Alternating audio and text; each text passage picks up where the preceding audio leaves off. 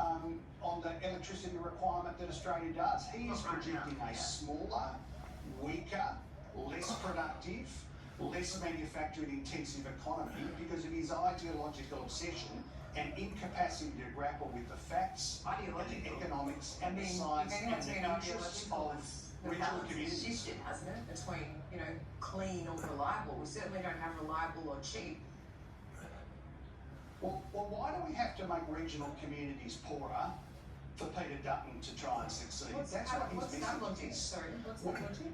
Closing down manufacturing, closing down electricity-intensive manufacturing, which is what his plan does. Like, that is fundamental to the modelling and the costings, the dodgy costings claims he makes. Is closing down electricity-intensive manufacturing. So they say one thing, but their costings rely entirely on a different scenario. It's a bit like, you know, the costings, I'm sorry, it's a costing and it's a modelling we've been given by every successive government really over the last 20 years. None of them have been accurate. I mean, that's not right. I mean, if you want to get down to the consumer base here, you guys promised $275 off each and every stations alive. Now, yeah, but that's not the whole of the cost. It is a huge cost. Yeah, and the transmission lines being built. Yeah. And it just goes to show these guys aren't up to it. Like Peter Dutton and David Littleproud say we should sweat these coal assets for a bit longer. Nor are you. No one seems to be. When are prices coming down? When are people being told on a hot day that they to put their dishwasher on at midnight rather than 6 o'clock? Look, Laura. These guys live and hope for there to be some disruption in the electricity system. Just the way that they live and hope for things to be. This is what really annoys people. This is what really annoys people, though, that they're told that the other guys that haven't been in power for 3 years, it's all their fault, and you're not willing to take any responsibility. Oh, we should know better. We shouldn't have promised that $275 would come off your bill. Instead, there's a taxpayer subsidy, a rebate that brings it down artificially, but that's only because there's a cost of living crisis. So we're all paying for it. Laura, focus on the facts. You say there are reliability problems. I am focused. Never built these things before. It runs absolutely counter to us having the world's best solar and wind resources and building nuclear reactors, imposing them on communities that don't want them. And in the end, after all of this, it doesn't touch the sides of Australia's people that got more wind farms in their community as well. But look, Tim, I'm sorry to cut you off, but we need a whole hour for this. Let's try and plan and do that. Thank you for joining the program as always. We've got to leave it there. We'll speak to you soon. I always just say there's a big gap between what Peter Dutton says and what he's done and what he's planning to do. Same thing on big cuts for services for Australians. All right, it's the same thing. And the rhetoric's going to catch you to invest in things that are hard for us, that we don't want to do. That's the part that feels so Goggin-esque to me, that we don't want to do. Like, if you love the ice bath, yeah, I love the ice bath, you go from 1 minute to 10 minutes. Guess what? Your anterior mid-cingulate cortex did not grow. But if you hate cold water, if you're afraid of drowning, and you get into water and put your head under, then your anterior and survive. Then the anterior mid-cingulate cortex gets bigger. But if you don't do it the next day, or if you do it the next day and you enjoy it, because I did it yesterday. Happy. They're happy they graduated. I realized I'm the same way. I don't want to go back. I have to go back. I must go back. Because that is exactly where all the knowledge of my life exists. Was back there, and what you're exactly talking about. Well, I didn't know anything about this, but how I grew a will was constantly doing these things. To now, it's just life. I wake up, while it still sucks, it's just life. You don't sit back and like, oh my God, like, I have days I don't want to do it, but I know I'm going to do it. I know from years of just doing it. So that's beautiful. This is why I came on here with you today.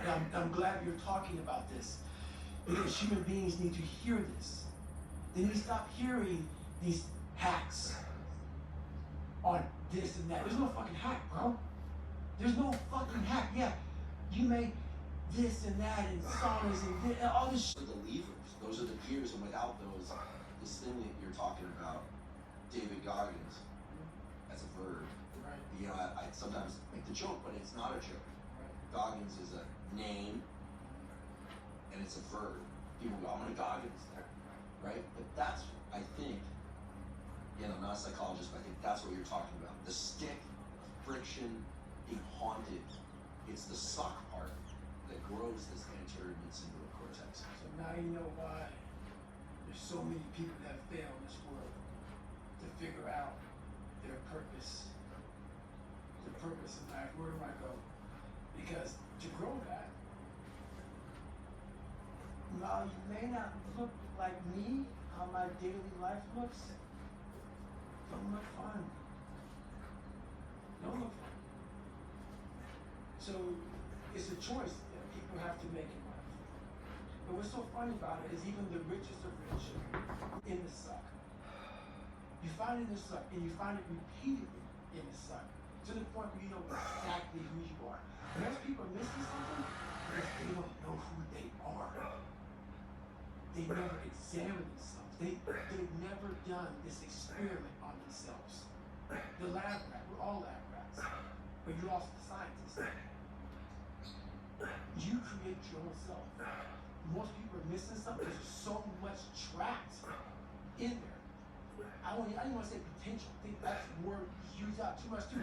There's so much in you that God, or whatever the hell you believe in, or if you're an atheist, in you, and you have not unlocked. And you walk around this gorgeous wife, with a great husband, all this money, like, God, I fucking missing something. Yeah, because it's about 75% of you is still fucking in you. Still chained up. Because you just didn't want to find your willpower. You didn't want to find your soul. Interesting. What's probably more interesting as an example is all the ones we don't hear about because we never hear about it. Right. They just dwindle and wither. Or I think there's this big category of people I'm realizing, we've had this conversation today, that they're not super successful, they're not struggling. They're like successful enough that they never have to, you can get to the point where you don't have to impose friction. You even said it. Right. Your bank account is in a place where you don't really need to do all the things you do, probably not even a small fraction of doing that. Right. But you realize the stick and being haunted is, but most people, they're good enough for them. And so they don't actually want to be better badly enough in order to start going after Rome. Well, think about when you build willpower, and think about how much I built. None of you know about this. I didn't know about it, but think about how much I built. Everything I've ever done in my life, I didn't want to do. Everything, every day. I'm a lazy piece of shit. Everyone thinks dopamine hits, it's about reward. It's about motivation and drive. And there are pain inputs to the dopamine centers of the brain. No one talks about that. Everyone's like, oh, you want the chocolate, chocolate, sex, cocaine, all that. Yeah, that's all true. Right. Release dopamine. Pain releases dopamine. The anterior mid-cingulate cortex can trigger the release of dopamine in response to this thing that we're calling friction. And that's a learned thing.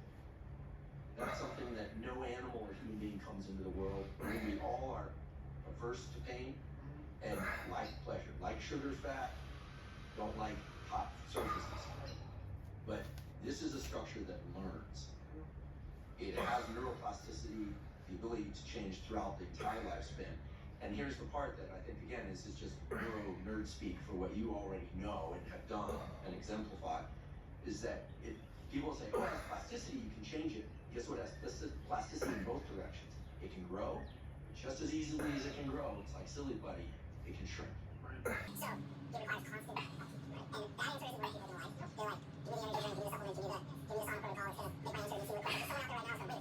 make my answer to the quick. Someone out there right now is going, wait, if I took transcranial magnetic stimulation in my stimulus, you actually probably, it does, I stuck a little wire during neurosurgery into this pressure. It's actually started by a colleague of mine, so pretty easy. Stimulate the pushes go. I feel like there's a storm coming, and they go, oh, is it scary? No, I want to get through it. They come off the stimulation, and people are like, this is the seed of what we're talking about. Right, exactly. And it learns. So the fact that you kept this brain structure, I'm sure yes, if we give it to your brain, it'd be large, and it'll be larger in 2 years, a year. But this is the no days off rationale. Because it can grow. I know. What you're saying right now, I didn't know any of this. And I never, I wish I could just put this on paper. You're saying it in a way that people can understand. I can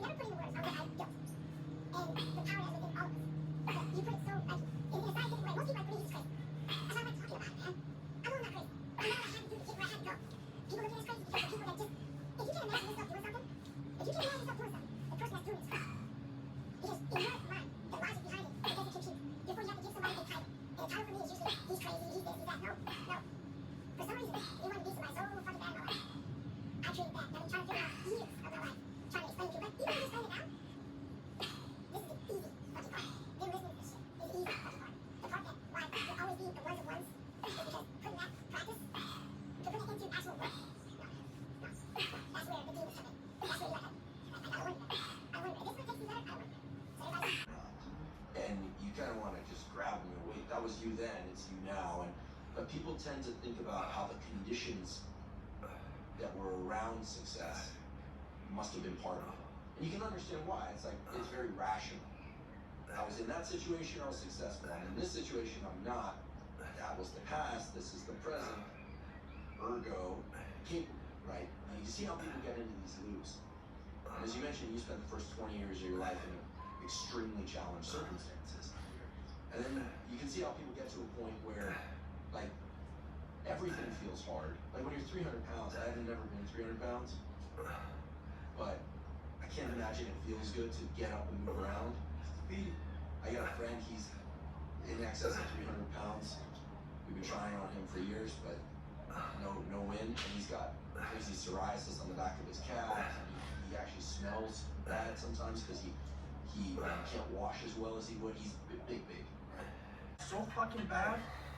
You can watch me, you can watch you, you can watch fucking Rogan and Cameron Haynes, all these motherfuckers. You can go to Tony Robinson's fucking bullshit, all this shit. Do all this shit. If you could keep going back and keep spending money and spending money and spending money with no results, you can wonder, wow, maybe let me go try out David Goggins. He ain't gonna fucking help you. You have to explore, examine the insides of yourself. And what do you really want in life?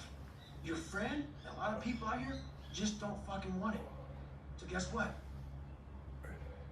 Have fun with your life. Go from 3 to 350 to 400 to 450 to 500 because you don't want it. And that's the harsh reality. I can't give you shit. You can't give me shit. I can give you ideas. At the end of the day, when I was losing the weight, I had to miserably wake up every morning cold because it was Indiana, November.